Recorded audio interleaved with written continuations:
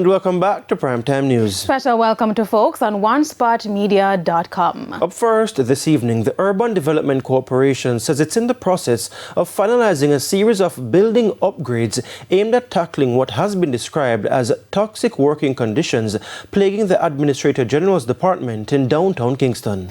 But even as plans are being made, uncertainty hangs in the balance over when normal operations at the government agency will resume. As Sandy Williams reports, scores of employees took to the streets this morning, walking off the job in protest. Workers at the Administrator General's department gathered outside the building Friday morning in a desperate bid to get the attention of management. They say their cries about dangerous working conditions have long fallen on deaf ears.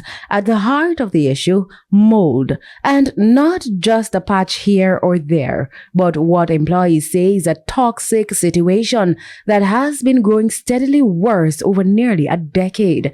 The Jamaica Civil Service Association, JCSA, which represents more than half of the department's staff, says the problem has been festering since as far back as 2016.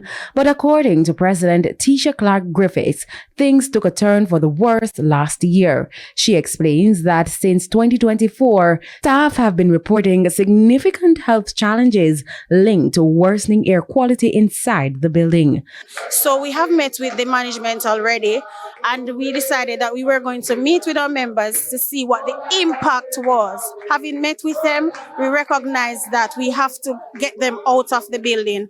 And it is, in fact, clear that the building contains mold and it has impacted them significantly. What we have seen too is an increase in their health insurance usage and the cost of healthcare to them. And so we're asking for them to be relocated from the building. Chief Executive Officer of the department, Mrs. Stacey Carter, acknowledges the seriousness of the matter. She revealed that an assessment by the Ministry of Health was conducted in February, confirming that moisture was seeping through cracks in the building and faulty windows. We would have reached out to entities to provide us with quotations. So they would have visited the entity to give us quotations for remediating the mold. They would have indicated that we must first treat the source of the moisture, which is the cracks in the wall. So all these reports over the years have been shared with the landlord, which is a UDC. Sorry. And we have engaged our attorneys as well as Solicitor General to speak with UDC about fixing the cracks so that we can move with the mold treatment. Mrs. Carter says work to seal the cracks started in June and efforts to address the faulty windows are ongoing.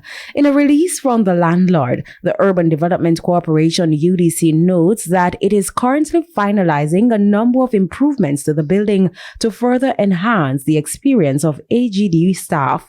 It further states that the UDC has been in active dialogue with AGD management. Sandy Williams, TVJ News.